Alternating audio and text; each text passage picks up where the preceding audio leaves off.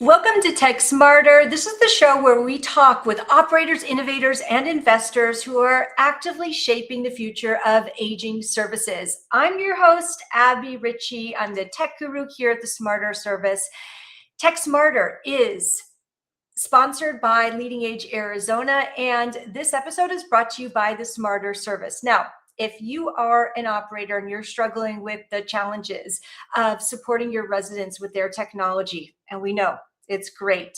There are many challenges, and we want you to reach out to us. We've professionalized this service for you. Go ahead and DM me, and I'll be sure to connect with you.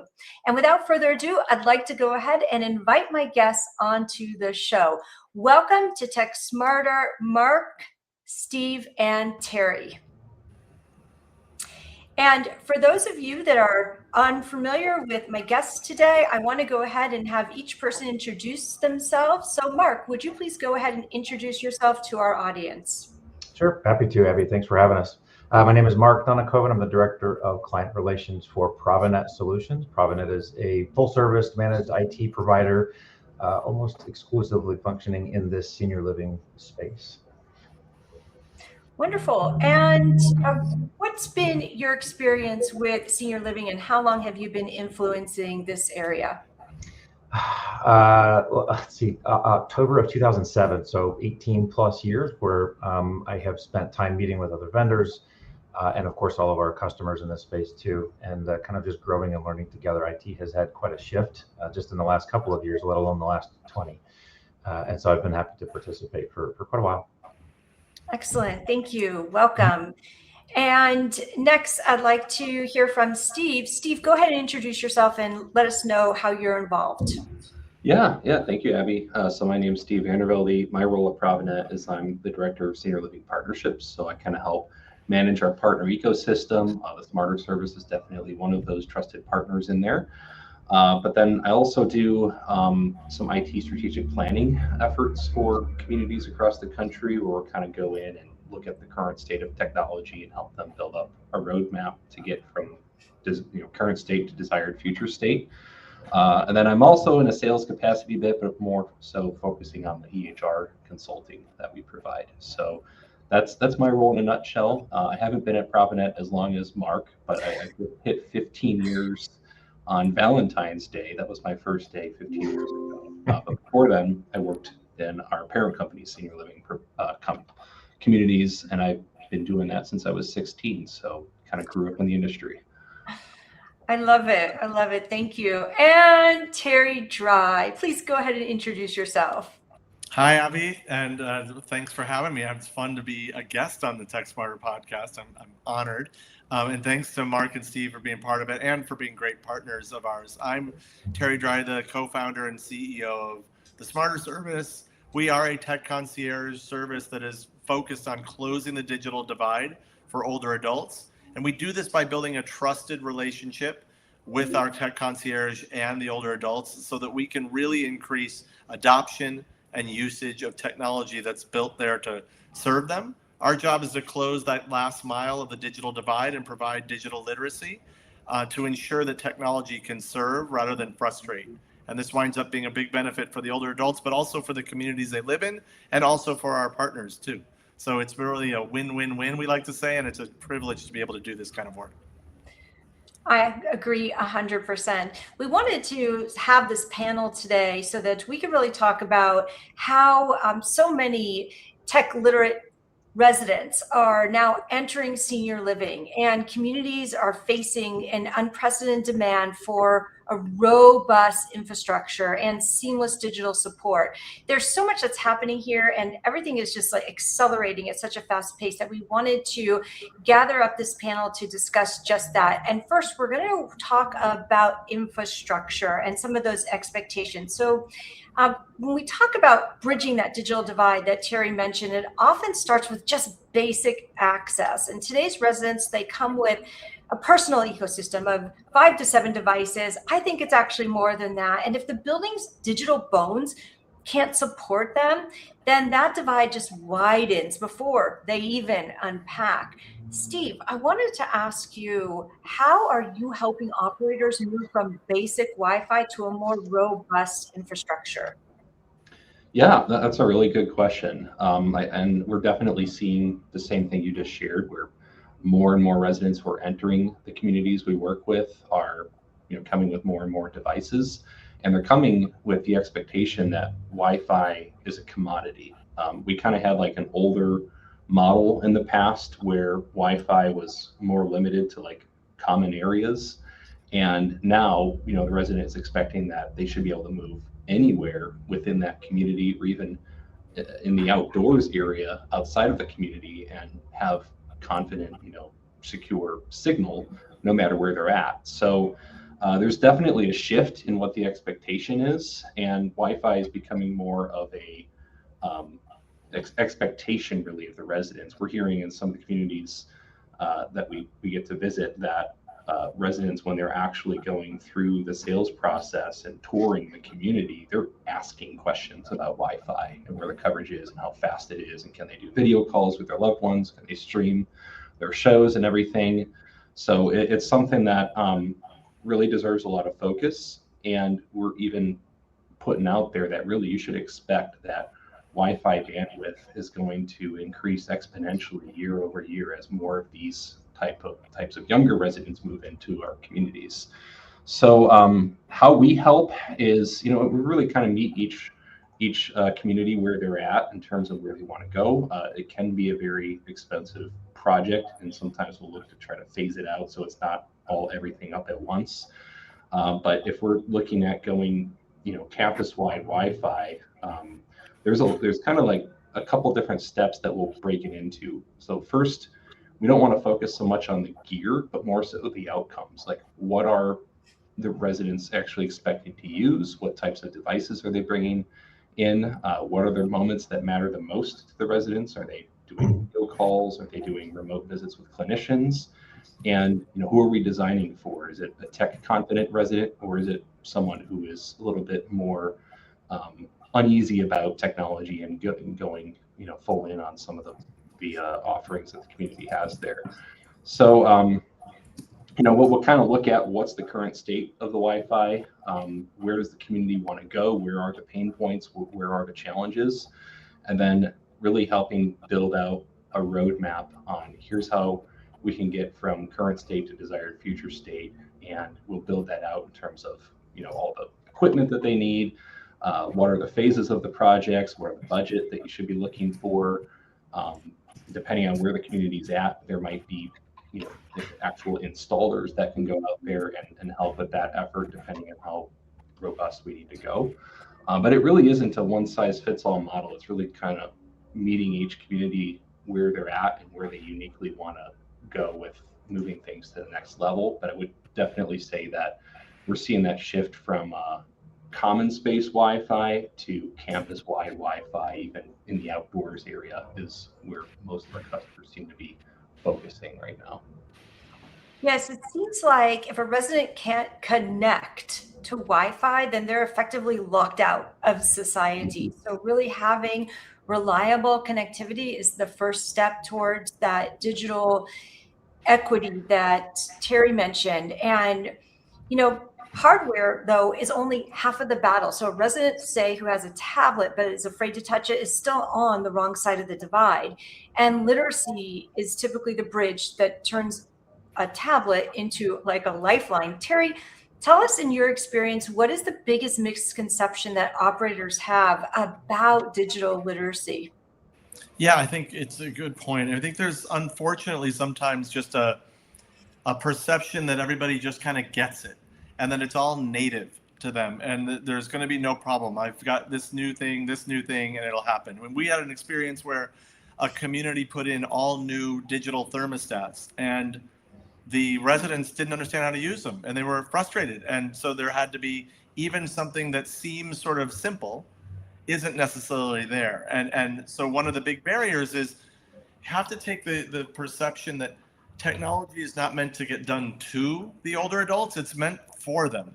But there's just this divide right now. And so where we're trying to come in and really help about the digital literacy is to make sure that, the investments that are people making in services like everything ProviNET offers and more, that the stuff actually gets used. And so that's where the the gap sometimes can be is giving everyone, the resident, the confidence and the sort of know-how, how to use, how to adopt everything, and then ongoing usage, because it's just so important. It really is. There's a whole piece of the equation that's missing with so many older adults, and we found at the Smarter Service when we bridge that gap, we replace fear with curiosity and helping them navigate that ongoing. Another area that is so widespread and that often leaves a lot of older adults vulnerable is fraud and crime and scams. So they're often the most targeted and as well as the least protected. But one thing that we like to talk about is really closing that gap of access without also bridging the gap of safety. And Mark, I wanted to know from you, what is one hidden vulnerability in senior living communities that keeps you up at night? There are probably more than I could count, and it's hard to even think of just one. I think that threat landscape has changed so much just in the last couple of years. This job has gotten considerably more complex, and at one point I would have said being in IT was easy, but now the modern landscape is so different, and it's a lot to keep up with. I don't know that there's one hidden vulnerability. Maybe hidden in plain sight is a better way to say it, but the conversation that I have most often on the provider side is complacency, right? There's not a sense of urgency. And I think you combine that sometimes with a lack of education. It's difficult to come to that conversation without sounding like doom and gloom and having this negative outlook. But the reality is that the threat is real. Senior living is a very high value target, and it's not even a matter of if anymore, but when. And I think that's difficult to convey that, right? And a lot of these providers might say, well, we haven't been hit before, we must be all set, right? And there's this, I don't know if it's a false sense of security and just, I always say checking a box, right? They're submitting their insurance application, or they put a tool in place, like a set it and forget it thing. And that can't be the case anymore. I think that what keeps me up at night is knowing that it's an unfair fight and that the bad guys really never cease. And so there's not any respite from that either. I think if, we can convince everybody that the threat is real, there are ways to educate them and to incorporate some tools and provide education, both to the staff and to the residents, right, to make them overall more secure. But the reality is it's not always an easy conversation, and it's not always one that's inexpensive either, right? The less hidden risk is that there's competing funds and competing priorities. And we all know in senior living specifically, dollars are sometimes thin and IT isn't always the highest priority, which I get, but a modern IT environment today is a must-have. We're seeing a shift in the right direction. I think in the last couple of years, there's been a lot more awareness around it. And I'm thankful for some even third-party reinforcement, like how insurance has evolved and now cybersecurity policies are a thing. They've gotten a lot more complex, but they're pushing providers in the right direction to protect themselves. On the resident side, you want them to feel independent, right? We don't want them to feel restricted. I think if you can change that narrative about IT security from an idea of care and instead of it being a matter of control, from an IT perspective, a lot of that care happens in the background. It's invisible to them, right? How the network is designed and configured. Steve was talking about wireless, right? How we can micro segment that to, they have their own unique password that they enter, and they're not accidentally printing files to the unit next door to them or things like that. Making it easier for them to use the system gives them a confidence too. But a lot of it is just education. I think that's where Smarter Service comes in, just being intentional with those folks, teaching them how to use it and showing them the proper way to protect themselves. 100%. We look at cybersecurity as a form of advocacy for an older adult. But I'm glad that you mentioned just a minute ago how the struggle that the staff experiences as well. And we hear so much about AI and that type of automation having the biggest impact on staff efficiency. Steve, I'm wondering, how do you see that AI and the automation helping improve the human to human experience? Yeah, that's one of my favorite topics over the last couple of years, just because I guess AI is so new to us, but also there's no official rule book on how it's supposed to be used. So everybody's kind of figuring out their own ways for what works for them and what doesn't. So when we get to be on site with some of our customers, we actually get the chance sometimes to meet with resident tech councils, and that's been coming up over the last couple of years. How are these residents using AI? And they got some pretty cool stories that I've heard where they're using it more expertly than some of my peers are. So that's been cool to get that level of exposure. Probably one of the clearest wins that I've seen recently is using AI to really kind of shrink down that invisible admin time that's stealing time away from the floor or delivering care. So we worked with a community where we kind of do like these AI workshops and help people start to brainstorm ways that they could safely use it and all that. And this community and the department heads were saying, we don't need another tool, really. We just need more hours in the day. So they were spending a huge chunk of their week going over, routine updates, summarizing huddles, responding to the same family questions over and over. And none of it was really complex, but it was constant. So what we tried was something simple. We're not going to, automate the care, but we're going to automate the wraparound communication. So each morning they had bullet points coming out of nursing, dining, maintenance activities, and we used AI to turn those raw notes into 2 drafts. One was a quick internal what changed today summary for staff.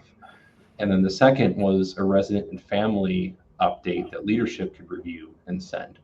So we used to take 45 minutes of stitching together emails, and it went down to 10 minutes of review and polish.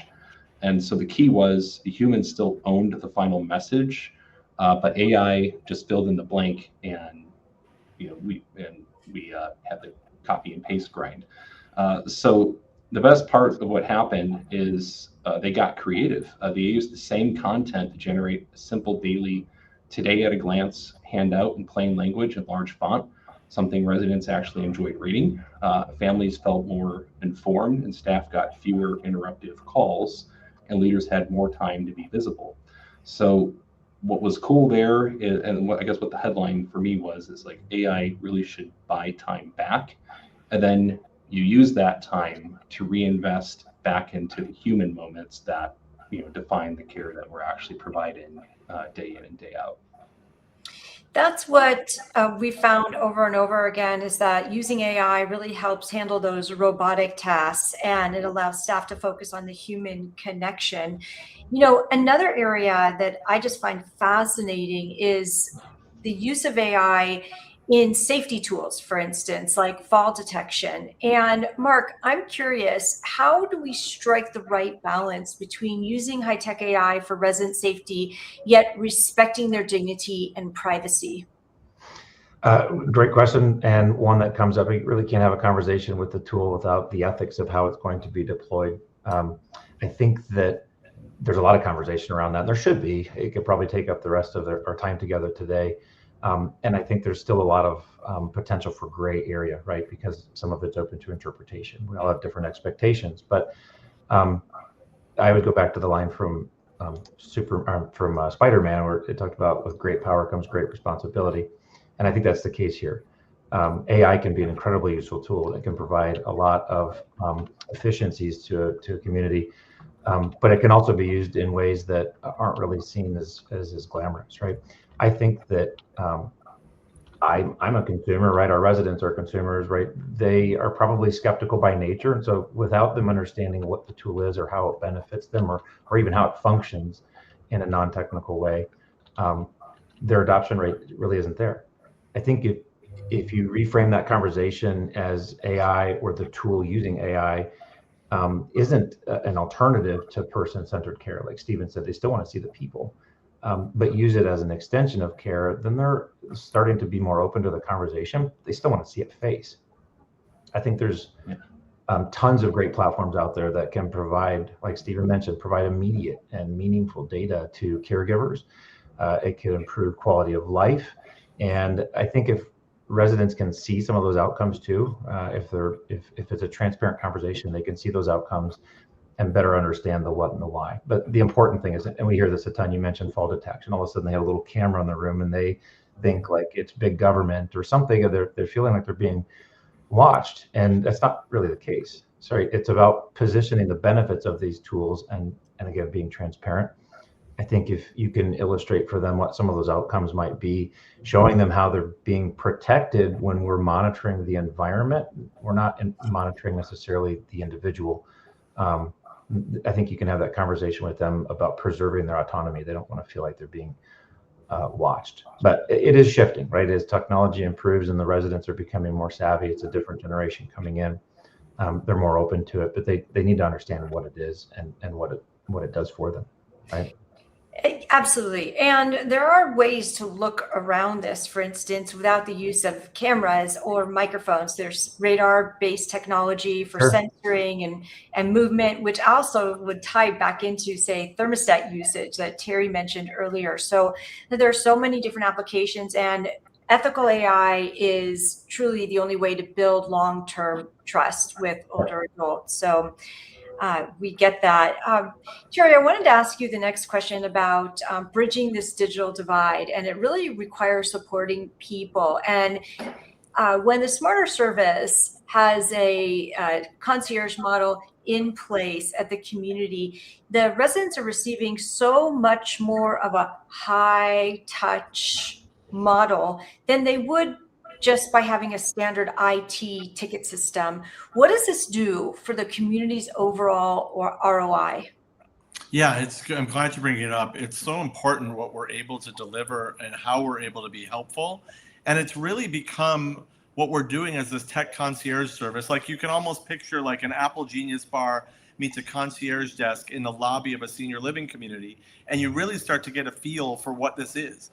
It's a new amenity that is gone very quickly from a nice to have to a need to have because of all the other benefits. You know, Mark and Steve are talking about AI, for instance. There needs to be this trust. And what we're investing in is building that trusted relationship so that we can activate and optimize all of the technology that's already in use at a community or for an older adult so that they're actually comfortable, confident, and using it. And once you do that, you're sort of maximizing and optimizing the investment that senior living communities, as well as the older adults themselves, have made in the technology. So by building this last little piece of the trusted relationship, almost picture it like the way they would be calling their son, daughter, granddaughter, whatever it is. Now there's somebody on campus right there that they trust. And that is the big leap that happens when technology gets adopted that way. And how we've seen it play out is all of a sudden when all of the technology is getting adopted, first of all, we're eliminating all the random questions that are going to the staff, right? So what we found is we're actually saving up to 20% of the staff's time at a community just by having our person there, because instead of so-and-so being asked, you know, something simple like, how do I follow my granddaughter on TikTok? All those kinds of questions are being answered, but also all of the technology from resident engagement platforms, dining services, even how to use the Wi-Fi, all that stuff is being covered by this tech concierge. And why it's different than the IT person is because I think the IT ticket is, let's call that more transactional. I'm going to fix something. And what the Smarter Service is doing is relational.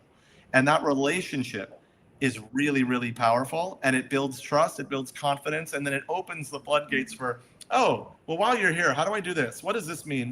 And the education that goes into this is so powerful, but it creates this huge benefit. So not only is it just purely saving staff time as an ROI, but it's also maximizing and optimizing the huge investments that communities are making in technology because it's actually getting used for what it should be. And why IT people love it is, they don't have to take the ticket with the question of how do I follow somebody on Instagram.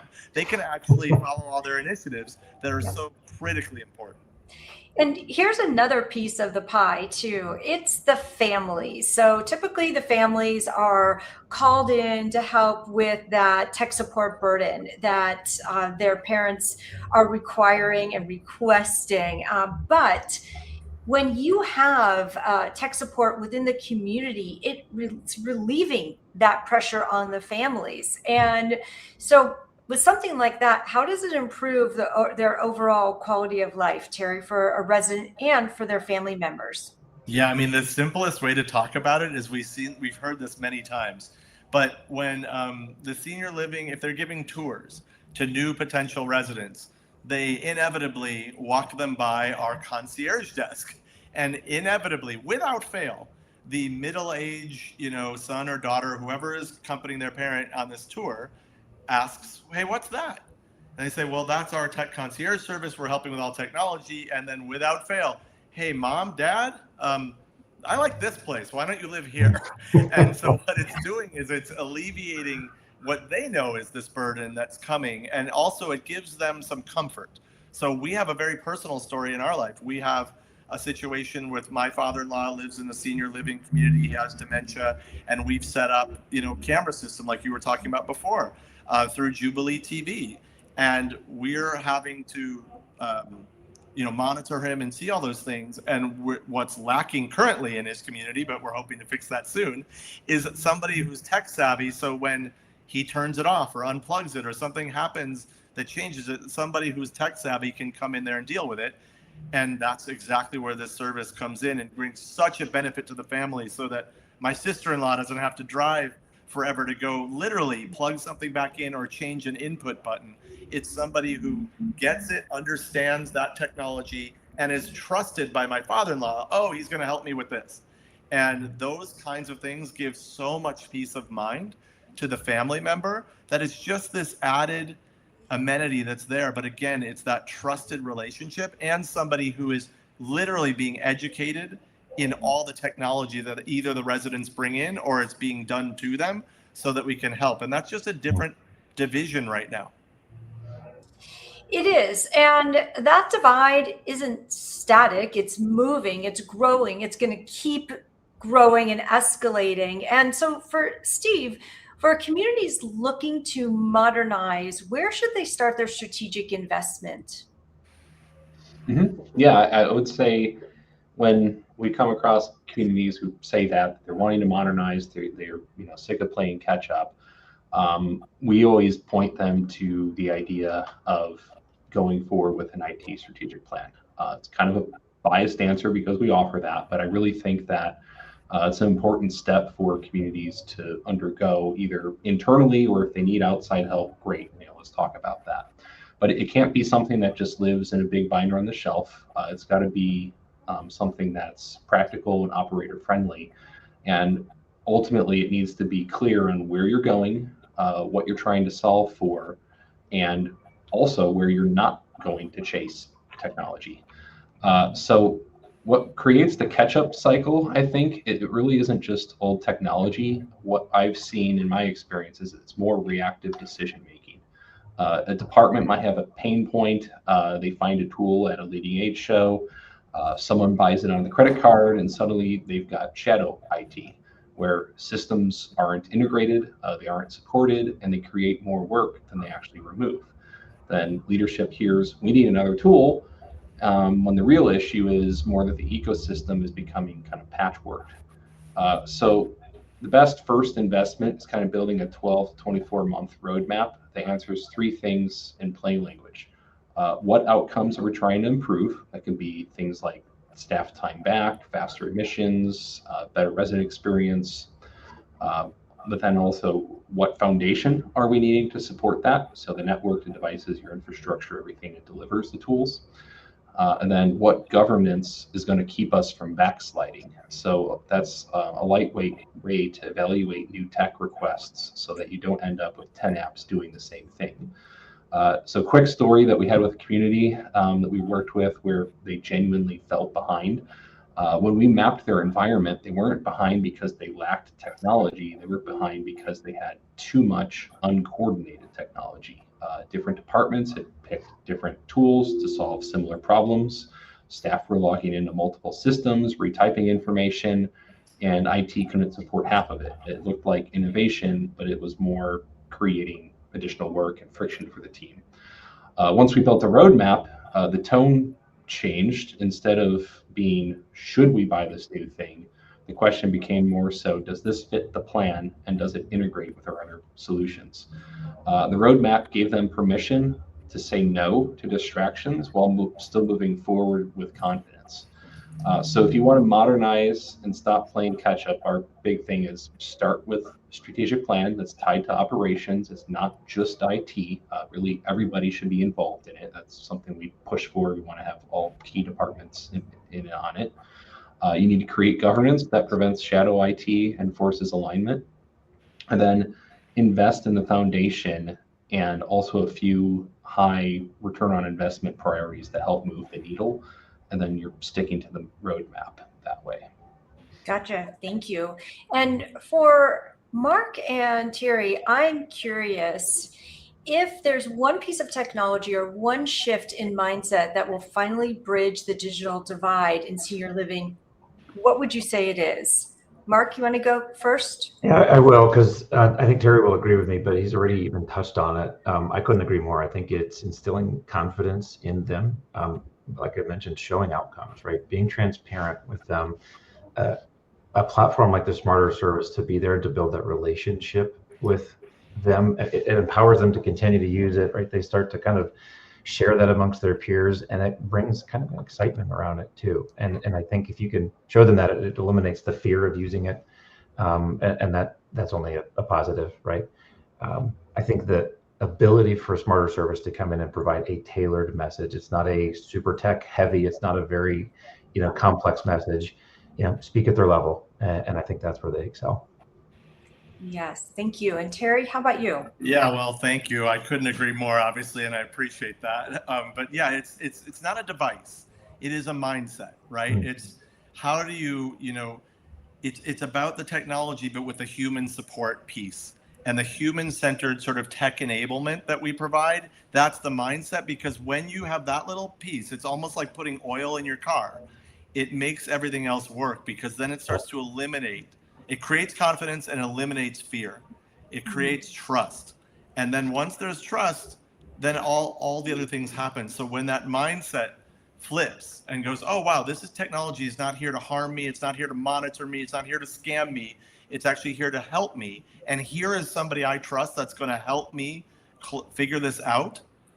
All bets are off, and all these things will change, and they'll change fast, and the benefits are enormous. So that's what's great. I mean, everything from human benefits to financial, bottom line benefits. It's really wonderful to see. But it is technology that comes with a person, I think is a big piece of it. 100%. And something you said earlier, Terry, I just wanted to reflect back on as we wrap up. And that is that the technology piece is no longer an amenity. It's no longer a nice to have. It's a need to have that residents are fully expecting. And with that, I want to give you all an opportunity to let people know how they can connect with you. Steve, how can people connect with you? Yeah, I would say for me, probably the easiest way to get a hold of me is email. I also got my LinkedIn scrolling across the screen here too. I monitor that pretty regularly. My email though is Steven spelled with a V followed by a V, so stevenv@provinet.com. Wonderful. And Mark? Same. Email is usually best for me, and it doesn't require you to know how to spell my last name. So just markn@provinet. That's MARKN as in November @provinet.com. Thank you. And Terry? Yeah, similarly, my LinkedIn's always there, but you can always email me at terry@thesmarterservice.com. So pretty straightforward and simple. Thank you guys so much for being my guest today. And for those of you that are joining us later in the comments, we love your participation. And we will see you all right back here next week for another episode of Tech Smarter. Thank you. Awesome. Thank you. Everyone.